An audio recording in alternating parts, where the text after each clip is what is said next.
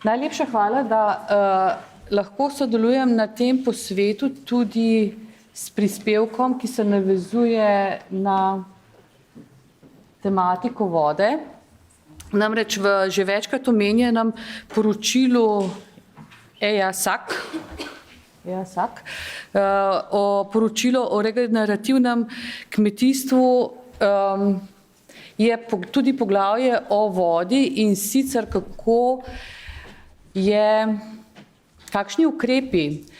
s kakšnimi ukrepi lahko povečujemo trajnostno gospodarjenje z vodo v regenerativnem kmetijstvu, to se pravi, kakšni so predvideni ukrepi na tem področju.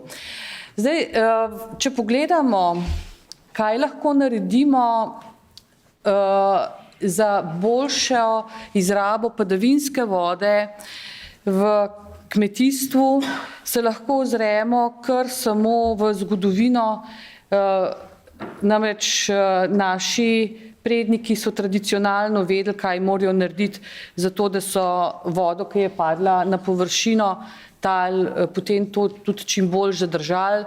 Mogli so povečati infiltracijo vodo v talni profil s tem, da so bile terase ali bolj hrapova površina, kakorkoli.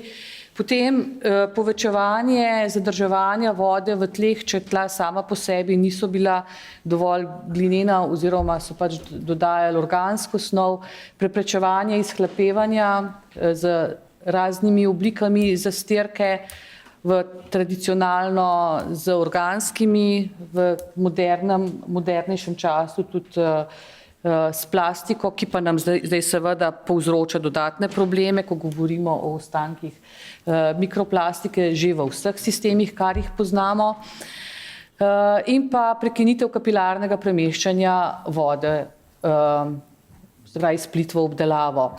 To so bili vsi taki ukrepi, ki jih naši, kot rečeno, predniki tradicionalno poznajo. Je pa seveda vprašanje, kaj pa v tistih okoljih, kjer vode ni dovolj. Tukaj se pa ozremo še malo bolj nazaj v zgodovino, namreč vse tiste cvetoče civilizacije, o katerih smo se učili v zgodovini, da so bile napredne, so imele namakalno poljedelstvo. In tam je bilo nekako voda, sicer ni vse, ampak vse brez vode je praktično nič. Pri tem, da se oni še niso prav veliko spraševali, koliko pravzaprav je potrebno namakati, bolj je bilo vprašanje, kako pravilno razdeliti te pravice za vodo, od tukaj je tudi potem Hamurabijev zakonik, je delno to pokrival. Skratka, manj je bilo pomembno, koliko vode rastlina rabi, ampak so bile pomembnejše pač drugi faktori, da so do vode prišli. Sodobno kmetijstvo oziroma sodobno namakanje pa postavlja v vidik potrebo rastlin po vodi, skrb za okolje in pa skrb za ekonomiko pri uvajanju namakanja. Pa če se mogoče najprej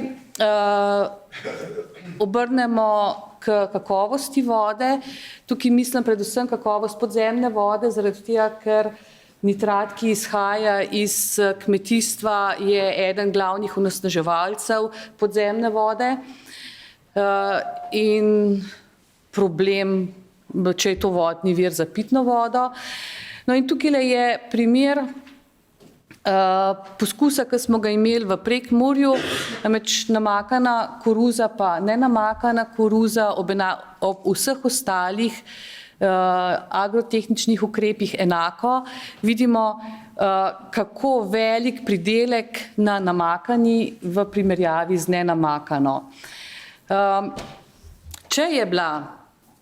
Če so bila hranila dodana v enaki količini, se potem seveda človek vpraša, kam pa so potem šla, kam pa so potem šla v tem primeru, ko imamo zelo majhen pridelek, skoraj zagotovo, oziroma če tudi tam nismo merili kakovost odtekajoče vode, si upam trditi, da je šla v podzemno vodo in da smo pravzaprav s tem, ko je bila suša, povzročali onesnaženje. In od tukaj potem ta trditev oziroma zavest, da lahko strokovno pravilno namakanje potencialno zmanjšuje onesnaženje podzemne vode, je zelo pomembno. Pri tem, da pa je poudarek, da je to strokovno pravilno in da nikakor ne pavšalno po nekih navodilih, ki jih dobimo od prodajalca namakalne opreme. Zdaj pa, če gremo nazaj, pa, to se pravi, kakovost, zdaj pa še mogoče malo nazaj, kako pa je s količino vode. Za začetek, koliko vode imamo v Sloveniji za namakanje ali pa kaj bi si lahko privoščili. Zdaj, sicer že pred leti smo delali eno analizo, koliko vode teče po slovenskih vodotokih in koliko od te vode, ko jo pustimo za ekološko sprejemljiv pretok, kar je zakonska obveza, koliko te vode bi lahko uporabili za namakanje. Smo videli, da če bi upoštevali 3-kilometrski pas ob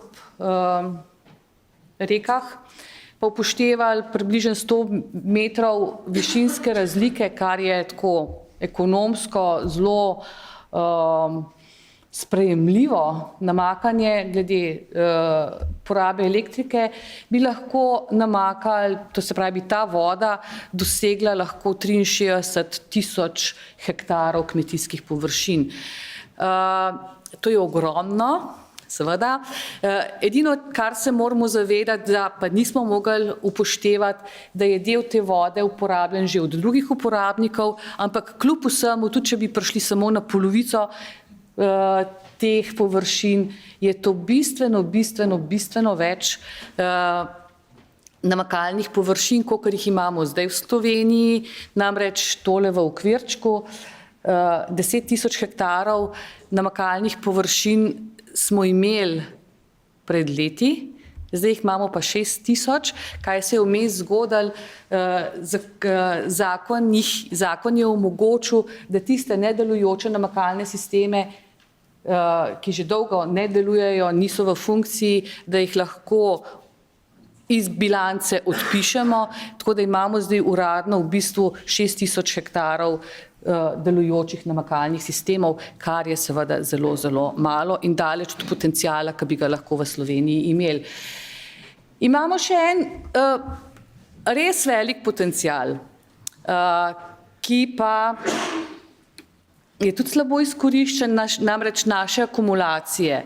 Imamo 32 akumulacij, od tega jih je 8, ki so primarno sicer namenjeni za hidroenergetsko izrabo, praktično vse od teh imajo v svojih koncesijskih pogodbah tudi določilo, da je del vode na voljo namakanju, kar je v redu. Večji izziv je v ostalih 24 akumulacijah, od katerih imamo 4, v katerih namakanje so bile načrtovane za namakanje in namakanje v resnici izvajamo. Imamo 6 takih, kjer je bilo načrtovano namakanje, pa namakanje ne izvajamo, to se pravi, te so zelo kritične. In imamo 14 akumulacij, kjer namakanje ni bilo predvideno, vendar bi ga lahko verjetno z dogovorom uvedli kot sekundarno rabo te akumulacije. In na ta način bi prišli še do kakšnih 3.000 do takšne količine vode, da bi lahko namakali še kakšnih 3.000 hektarov namakalnih kmetijskih površin. Takole so te površine, ki sem jih zdaj opisovala, omenjene, te razporejene po Sloveniji, zelene so tiste, ki jih lahko bi neposredno iz vodotokov, tele šrafirane so vezane na obstoječe akumulacije. Še en vir, ki ga mogoče premalo izkoriščamo, to je razpršen odtok površinski, to se pravi, preden se voda zbere v vodotoku. Ta disperzni odtok, računali smo, s kakšno vodo lahko računamo iz tega disperznega odtoka, no, in v Sloveniji lahko v zimskem času, poudarjam v zimskem času, to pa zaradi tega, ker ta razpršeni odtok seveda prispeva potem tudi k pretoku v vodi. In ker smo hoteli biti na varni strani, nismo hoteli posegati v poletno sezono, ko imamo lahko relativno majhne pretoke v potoku, ampak smo rekli, če naberemo mi zimsko nabiro, koliko vode lahko naberemo z določene površine, in tukaj vidimo, kakšen potencial imamo, nekaj 100 kubičnih metrov vode v zimski nabiri v vzhodnem delu Slovenije in potem 1000 oziroma več tisoč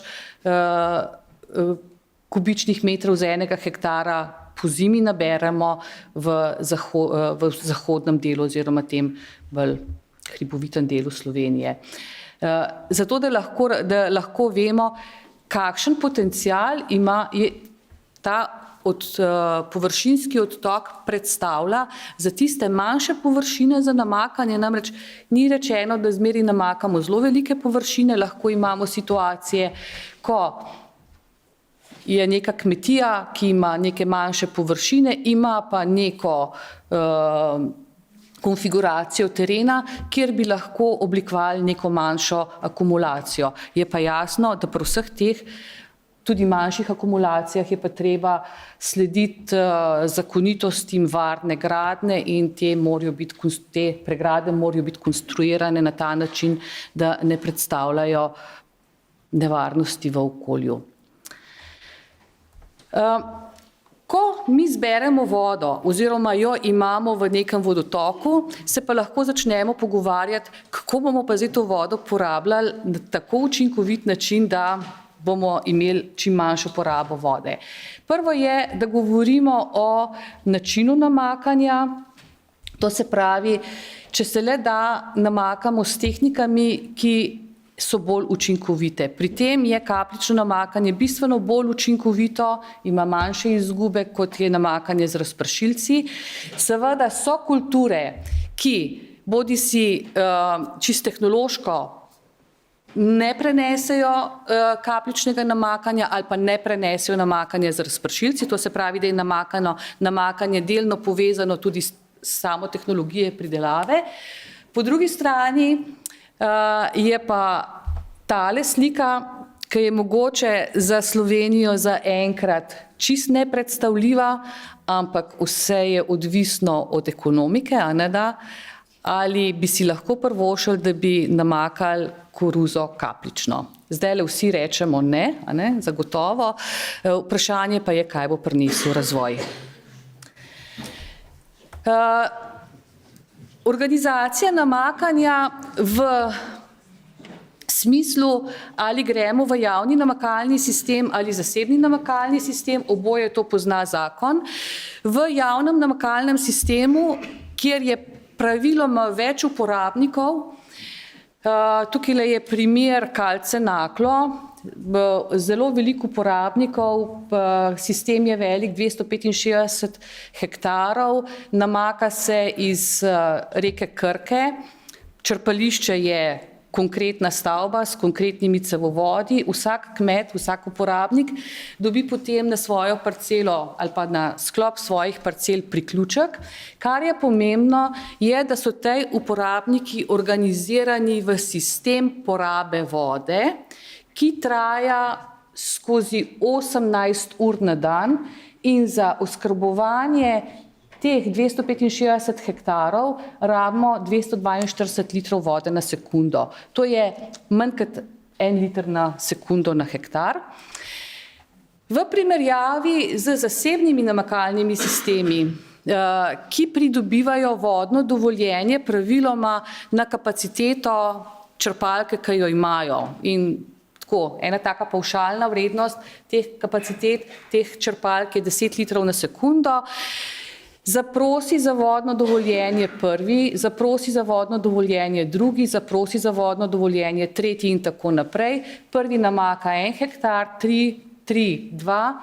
Za 40 litrov vodnih pravic na sekundo, 40 litrov vodnih pravic na sekundo je rezerviranih za 9 hektarjev. Ker vodna pravica ti pomeni rezervacijo, da ti lahko kadarkoli posežeš v vodno telo in vzameš tistih svojih 10 litrov vode ven. Se pravi,